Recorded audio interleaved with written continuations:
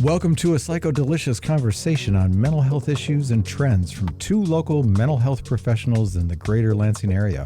I'm Michael Stratton, LMSW. And I'm Morgan Bowen, DNP, PMHNP, and we're here to provide you with a deep dive into the human experience of consciousness and beyond. Our aim is to be educational and entertaining, so just kick back and open your ears and your minds.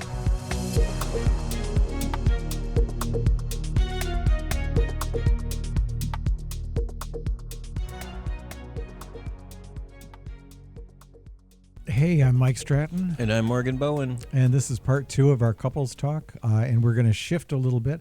This is actually Valentine's Day that we're recording this. It is. And so the first part, we talked about our own histories with couples. Yeah, that was fun. Current successful coupling that we have going on with our prospective partners. And we're going to talk about treatment of couples during this section, because one of the things that does bring people to therapy is relationship issues, and couples will sometimes present, and sometimes someone will be presented saying, "Oh, my wife wants me to come," or "My husband wants me to come." Spouse ordered. therapy. Do you typically do couples therapy? I used to. Yeah. It's really hard. Yeah. So I would stopped imagine. doing it. I'm sorry. So it's rare for me to do it anymore. It's very rare. I shouldn't say I stopped doing it completely. Was there a It's couple that ever came in where you went, you guys should probably just call it good? Yes. Yeah. Okay. So that is a thing. Well, I mean, I've seen it lampooned on like various shows. So I thought it was is that early true? in my career, and a couple came in and they said, "Will you tell us whether or not we should be together?" And I said, "That's not up to me. That's something we should, you guys need to decide on your own." So we worked together for several years, and at near the end of our working together, I said, "I think you guys shouldn't be together." And they were offended, and they stayed together to spite me for another. And I swear that has been lampooned in Yeah. a movie or a show or something I saw. I where they missed get out on the mad at the therapist and go, I missed "Yeah, out we're on the gonna do this." screenplay. Yeah, they ended up splitting up, though. Oh, well, there you That's go. what I heard, so I was right. And yeah. And it, so I was wondering if so you're seeing an individual and then they want to bring their spouse into a session, maybe first, It's Would difficult. you do that? It's difficult because you have a connection with one person already. Yeah. And so to bring somebody else in, that person feels like an outsider. Right. So you have to kind of double down on the new person to make them feel. Yeah, your client's like, at can you tell my spouse what you were telling me about how I'm right? Yeah. Yeah. Well, and that is a strange thing that you mentioned that, because a lot of couples that come in are looking for someone to figure out who's right here. Yeah, validation. Sure. Yeah. They and a big part of therapy is validating both people, of really validating them. But also helping them to see what patterns of communication they have that seems to be getting them in trouble, or what the issues are, So the big issues, I mean, what would your guess be? What are the biggest issues that bring people into couples therapy? Well, we were just talking about it off mic, and we were talking about money. Money, I think, Money's would the be big one one. thing. Yeah. Money. Finances. Communication, intimacy, like sex, I would think. Infidelity. Yeah. All of those. Parenting. Parenting, yeah. Yep. Family of origin issues. Drug use, drug or alcohol use. Drug and alcohol is a big I one. could see a loss being probably a major factor, Can like be. a loss of a child or loss of a parent or anything like that. Yeah, all of those are possibilities. Yeah. Mm-hmm. So one of the ways that influenced me a lot in terms of working with couples, there was a guy named Gottman. Have you heard of the Gottman? Yeah, you have, Morgan. And he did a lot of research on couples. He did a longitudinal study. He studied 20,000 couples over the course of 20 years. He created what he called a love lab, where he looked at these couples over a period of time. Gottman, John Gottman. And he looked at these couples over a long period of time, and he found several things that came out of that research. One was that 69% of the things that people argued about 20 years before were the same things they argued about 20 years later. So there's a lot of things that people have conflicts about that aren't going to change. But on the other hand, 31% of the stuff did change. So things do change to a certain degree, but the idea of like, I'm going to marry this person and change them, you're probably not going to.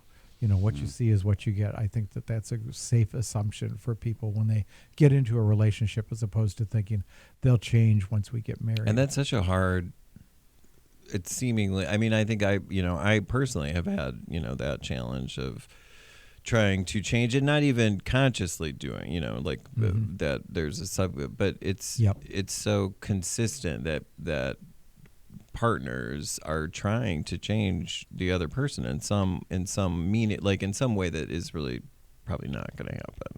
Well, everybody's got imperfections, and so your ability to tolerate the imperfections of your partner, of like the things that drive you a little bit crazy, you have to be able to say, okay, can I live with this? Can I accept this? Is this going to be okay? And if you can't, then that's a early warning sign of like, maybe I don't belong in this relationship. The other thing that Gottman, there's his love lab. There we go. This is cool. So he also found he would wire people up. He did galvanized skin responses. He would look at micro interactions. What time period is this? This is current? He's still current. Yep. He's still going. 1986 is when he opened it up. So he's been doing this now for 40 years, maybe. Yeah, about 40 years.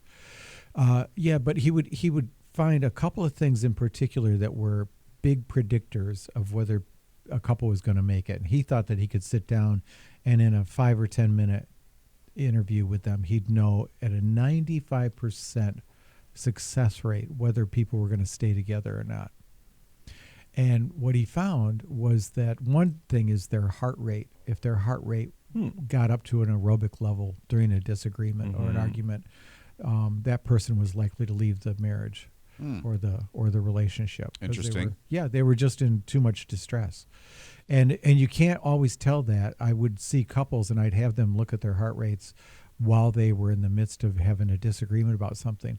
And someone who looks really calm, their heart could be in AFib. And the person who's yelling or loud might be calm as anything. So heart rate is one thing to look at. The other thing to look at was positive to negative interactions during a disagreement. That there were 4 positive interactions to every 1 negative interaction. So the positive interactions could be things like smiling, touching, moving in, nodding, saying endearing things to each other, reflecting back what they just heard them say. Those are all positive things in an argument. Like in a discussion. Or an argument. Heated discussion. Yeah, and then the one negative thing would be, so they kept it light, they kept connected. There's that sense of I still like you in the face of all this. And then he identified. What were negative things though? I mean, like name calling. Here we go. Profanity. There were 4 horsemen. He calls them the 4 horsemen of the apocalypse. And I've got them down here. Got them on it. I've got them. Let's think of what do you think they are? What do you think they are? Okay. Well, I would say some sort of, name calling, like, some. I could see name calling definitely be one of them. Trying to think of my own situations as we're talking about this. Basically saying, and I don't know the actual medical term, but the notion that you always do this. I was just thinking that too. Yeah. Cognitive distortion, is that what it's called? Well, you've named 2 of them. Not the names that he gives them, but those are 2 of them. What you say. And then beyond that, level of like yelling, like some like a affective response where you're aggressive or angry and yeah. Okay. So that's our 3. These are the are the 4 that he identified. One is criticism. So it's verbally attacking the person, just being critical of what they did or what they didn't do, and that would be when you think about things that you get criticized for. In a relationship, you never did this, you always do this, why are you like that, that kind of thing. Interesting to that is one of the things that I experience is the notion that I feel like I'm being criticized when indeed the other person says they're not. And I'm always back and forth because I'm like, I still feel like I'm being criticized here. Well, obviously you're right.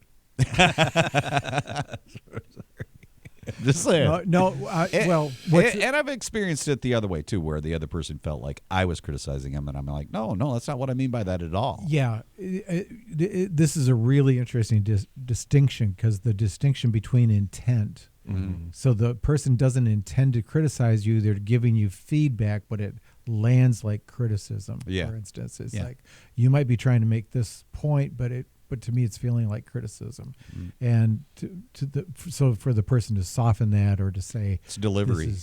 So the delivery may be a big piece of it. Well, it's also recognize patterns, because when you argue in relationships, frequently you fall into a pattern where one person becomes the aggressor and the other person becomes the victim or the wounded, and both kind of get entrenched into their roles pretty quickly and pretty easily, and then it's very difficult to move out of that because it's such an ingrained dynamic between the two. Yeah.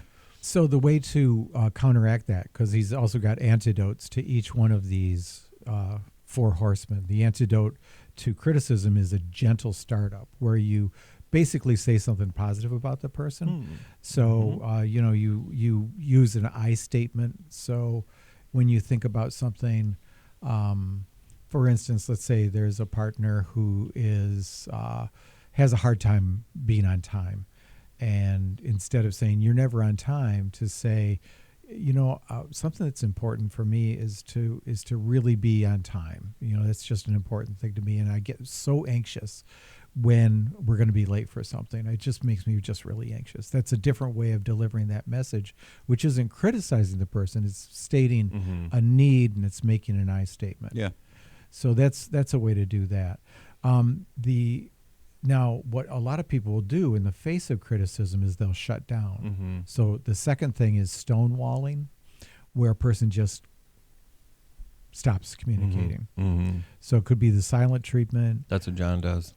He does that? I'm guilty of that. He's a shutter downer. A lot of guys do that. There's a great bit that, let me see.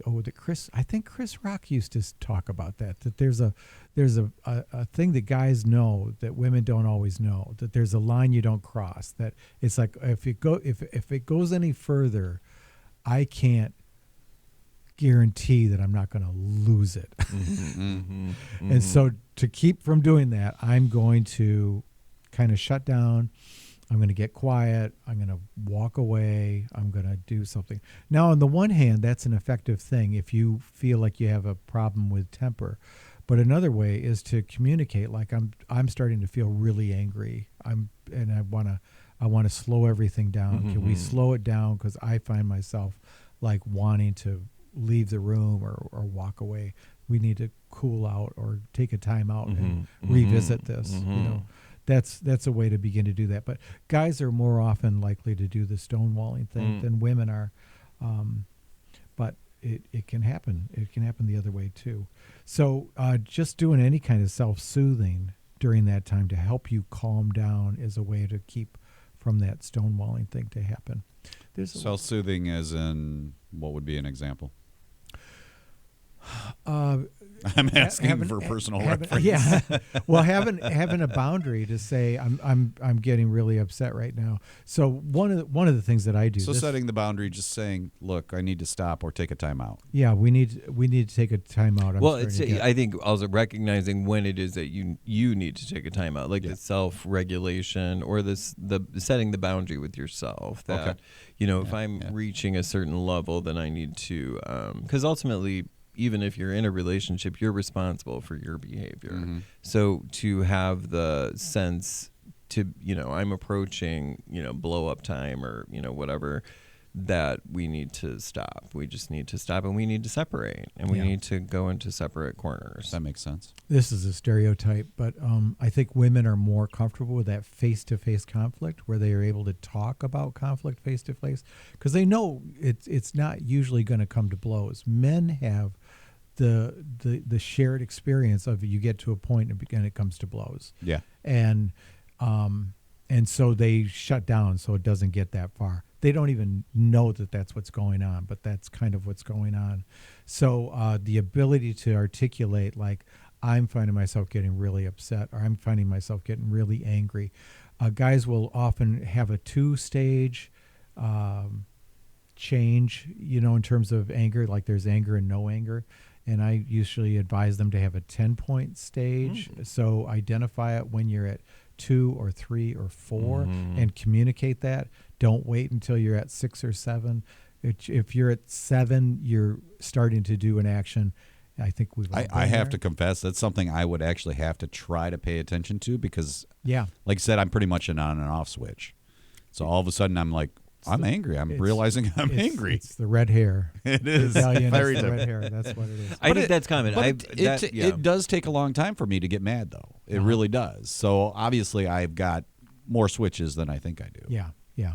But you can get to that point where you start to do something which seems beyond your control, where you really lose it. And I haven't been there very often in my life, but I've been there a few times.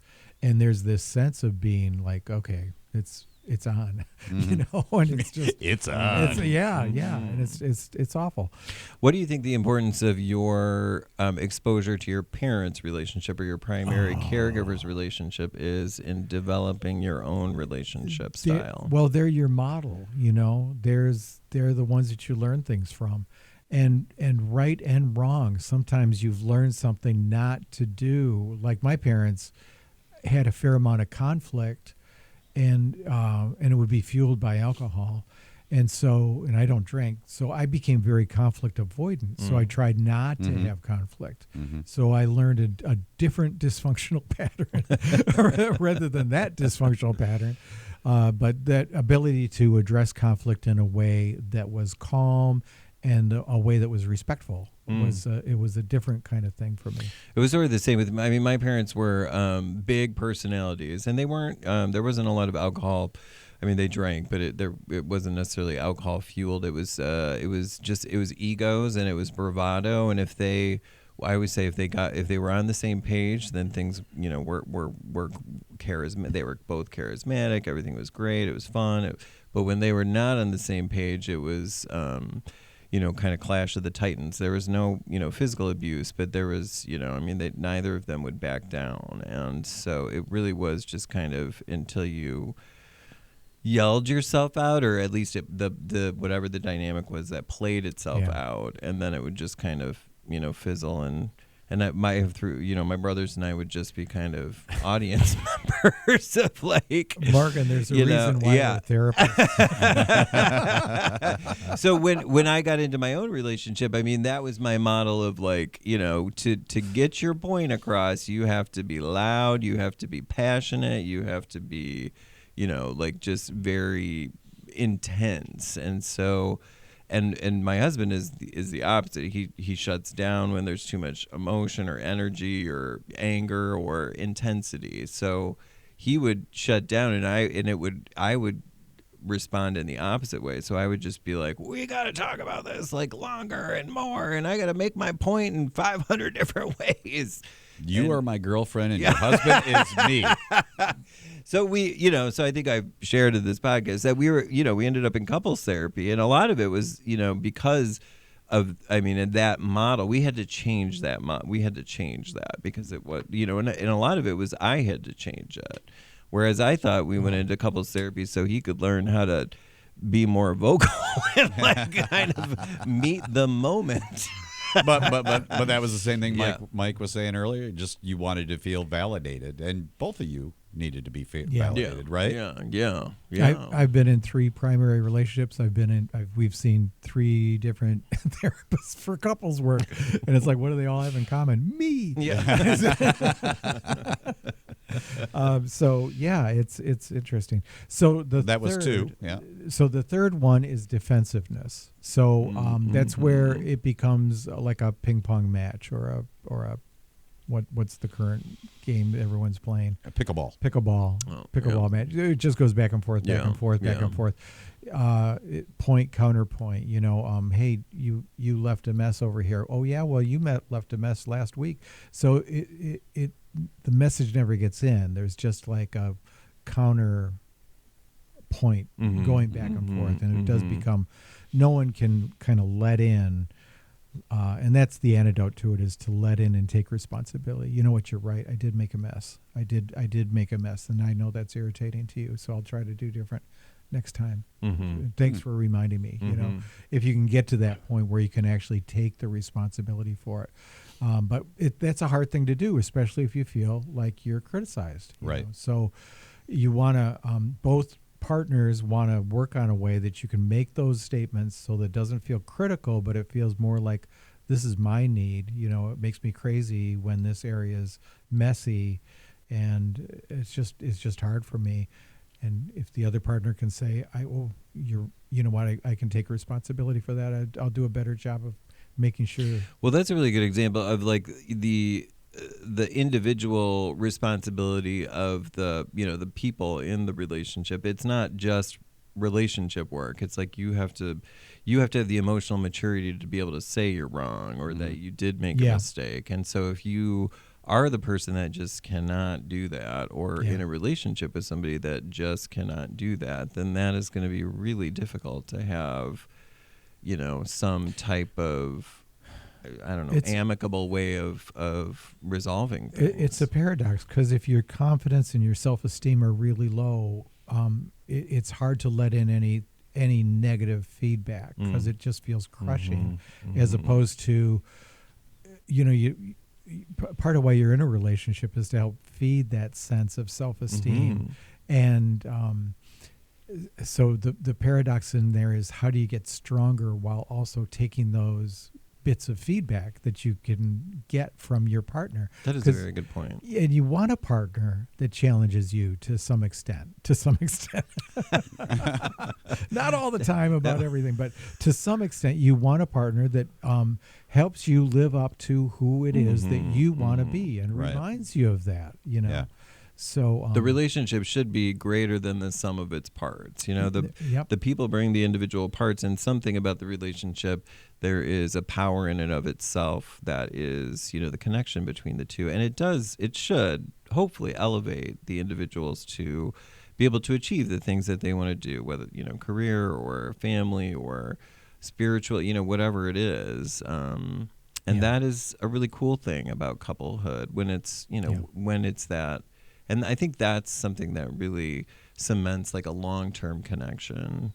And the other thing I was thinking was, like, in an argument, and I agree, it's so important to be able to argue, not necessarily argue, but disagree, constructively or well, because like the nature of an argument does definitely kind of set the tone for the potential for badness, I guess, in a relationship. So, and oftentimes in an argument, I like the word badness. The badness. This is in an argument, therapeutic term. In an argument, people's character defects or their challenges come out. People can get entrenched, or like John, my husband, he tends to, I think he would agree with me that he has difficulty with saying when he's wrong, or and it's not that he has really difficulty saying that, but in an adversarial way, like he just is not, like he's not going to say it, like he's not, but maybe 20 minutes later he would come back and say, listen, I'm sorry, or whatever. But so it those intense moments really bring out kind of some temperamental type of things in people that are pretty persistent. I think accepting and admitting that you're wrong also, I mean, it's growth in you, first of all, but it also I've found in my personal experiences that it just kind of creates a greater bond, because there becomes more trust. It's vulnerable. I mean, it makes you vulnerable. Vulnerability leads to intimacy. That's like a formula. And then the last one, the fourth one, which is your relationship's kind of on life support at this point. It's contempt. It's contempt. Just like, God, I really hate you. I just don't like you. And it's the worst. I mean, it's the worst place to be. Yeah, and a relationship is usually just about to end at that point. It should end at that point. Yeah, well, I guess that's arguable. Some that's couples, what you got to call it. Yeah, some couples come to therapy at that point when they're at that point. But the way to keep that from happening is to create a culture of appreciation and gratitude and reminding each other of like, you know what I really like about you, or you're looking really good today, or thank you so much for doing this, to learn each other's love language, to learn what the person says, just before we came over here. I know, Kathy, part of it is time. And I had a lot of things that I was doing. I was going to do something else. And she said, I thought maybe you'd come in here and sit with me for a while. And I thought, God, I'm doing this other thing, but I'm doing this thing. And then I'm like, okay, she's asking for this. So I can sit down and let's sit down and have a cup of coffee for a half hour and talk. And apparently I'm Mike and Mike's relationship. So John will be like, well, what are we eating for dinner? And they'll be like, well, and I'll be like, well, why don't you, he's a chef. So I'll be like, why don't you make this? And he says, well, why don't we make it together? And I'm like, oh, God. Can't you just make it?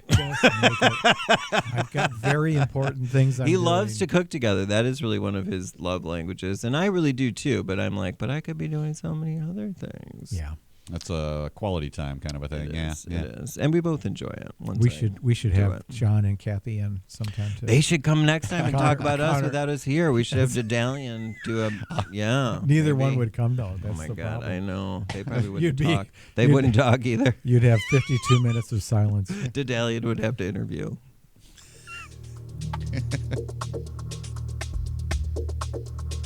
A Psychodelicious conversation is meant for educational and entertainment purposes only. It is no substitute for therapy and should not be treated as such. If you feel a need for real therapy, you should consult your local provider, Google therapy or therapists in your area, check with community mental health, or a suicide hotline if you are feeling suicidal. Mike and Morgan welcome your questions, feedback, or dilemmas. Feel free to send us an email at a psychodeliciousconversation@gmail.com. That is a psychodelicious, psychodelicious conversation@gmail.com. The views expressed on this podcast are solely the opinions of Mike Stratton and Morgan Bowen and do not reflect the views or opinions of any site broadcasting this podcast. Replication of this podcast without written permission is strictly prohibited.